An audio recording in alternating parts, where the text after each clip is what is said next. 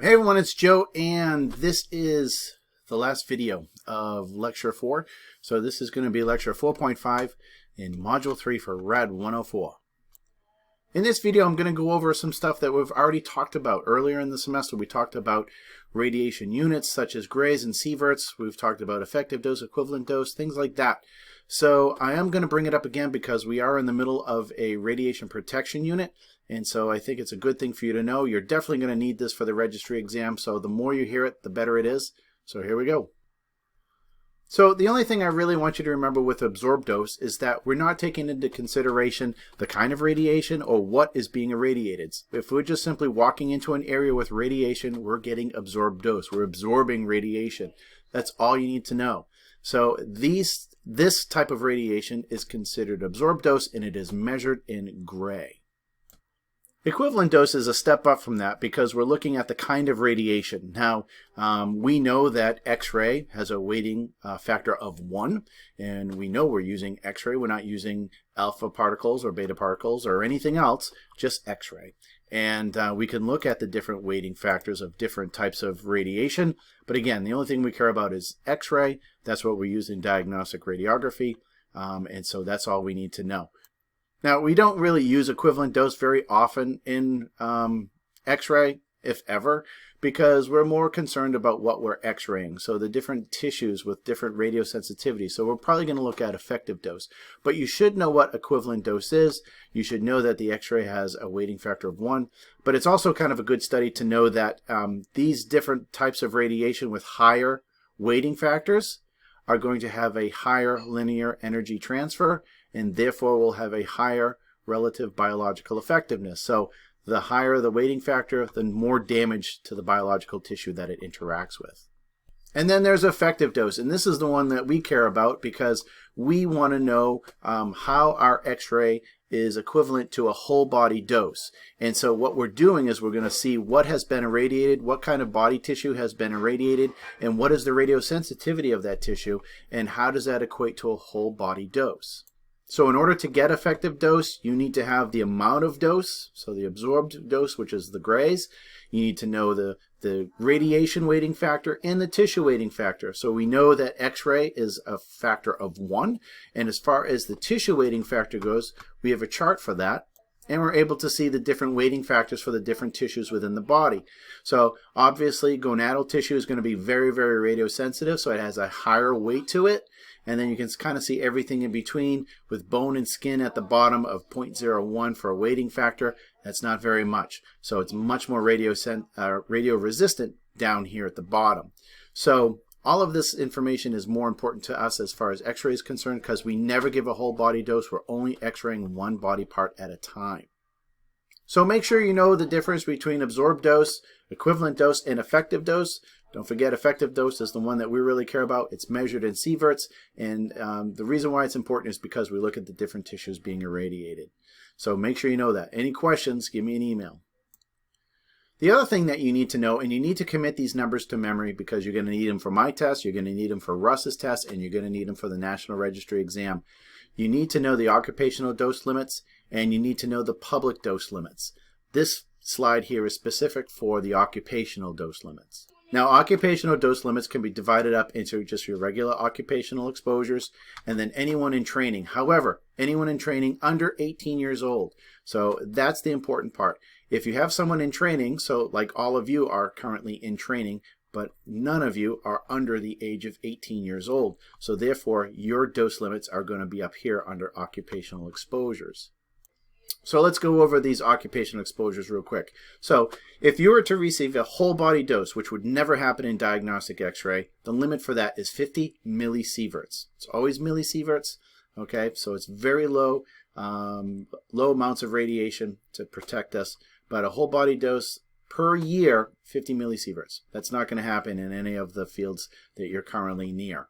As far as cumulative effective dose, this one gets a little trickier. You need to look at your dose from the day you started taking X-rays or the day you started any type of radiation work to your current age or your current day. So if you are 27 years old, okay, your cumulative effective dose should not be 27 times 10 is 270 millisieverts. So whenever you started taking X-rays to that current day, your cumulative effective dose should not be over 270 millisieverts. If you're 35 years old, it shouldn't be over 350 millisieverts. If you're 50 years old, it shouldn't be over 500 millisieverts. So that's a cumulative effective dose. Don't forget, some of your employers are going to ask for the numbers from your radiation training, from your X-ray training, and we might have to transfer those Landauer numbers that you're getting on your badges now to your new employer, and that will add to your cumulative dose. So just to remember that. Now the next two doses are kind of important for us because we are around X-ray, or we could be if we're in the OR quite often. If we're kind of like a Deb Merloni or a Wendy McCaskill and you're up in the OR a lot, you might want to consider protecting your eyes. You're around fluoroscopy quite a bit, and there's a dose limit of an annual dose limit of 150 millisieverts to your eye. We know that radiation can lead to cataract genesis, so we want to be careful of that, and therefore it has its own special limit. The other limit that kind of affects us is the annual equivalent dose for skin, hands, feet, and any other organ. For us, this is important because how many times have you been in fluoroscopy and maybe you've been helping a patient roll over onto the table, or maybe you've held the cup while they've taken a drink of barium out of the straw and your hand is getting exposed. So the amount of 500 millisieverts, which is an incredibly high dose, and that's per year, you should remember that, and that is kind of related to what we do. Now for the training exposures, effective dose, and this is a whole body dose, okay, 1 millisievert. Again, we're not going to deal with that. We're not going to get anywhere near 1 millisievert of whole body dose in diagnostic.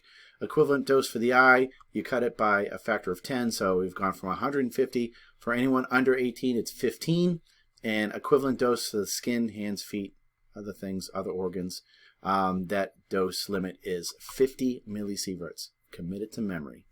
All right, this next chart are dose limits set by the NCRP, but it's for public exposure, and that includes a fetus.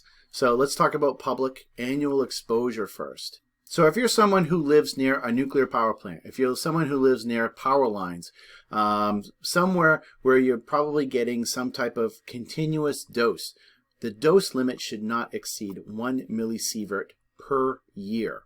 Okay.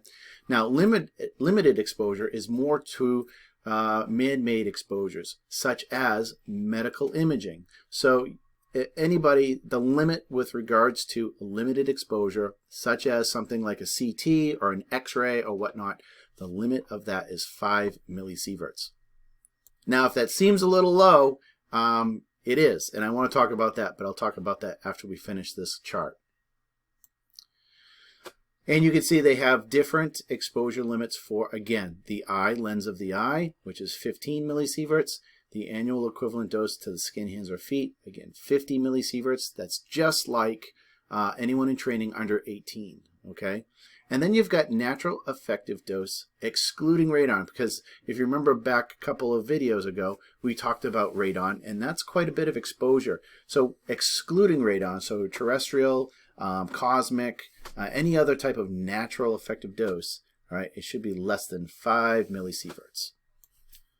And finally, real quick, the fetal dose, monthly equivalent dose for a fetus in utero is going to be 0.5 millisieverts per month. However, full gestation is actually 40 weeks, and so for the entire gestation, you're looking at 5 millisieverts. So I don't know how you do it, but you have to commit all of those numbers to memory and make sure you know them. So I wanted to show you these because, again, if we looked at public dose for limited exposure is 5, and if you look at some of these, and I understand on the video it might be a little bit small for you, but if we look at, this says CT abdomen and pelvis is 10 millisieverts. That's well over the limit. You know, here's one here, a CT colonography. That's 10 millisieverts. 8 millisieverts for an X-ray of a small bowel. Upper GI, 6 millisieverts. So these are all over the limit. So why is that?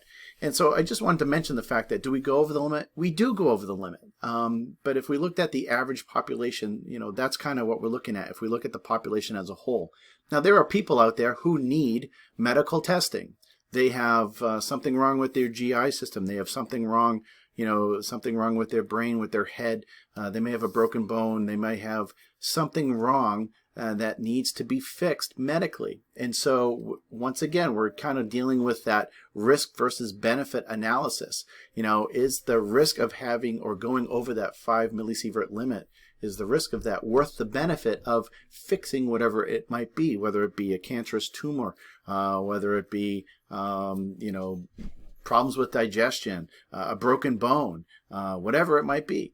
So do we go over the limit? Yes. Is there a reason for that? Yes. We'll do that risk benefit analysis and determine that whether or not it's worth doing. And a lot of times it is.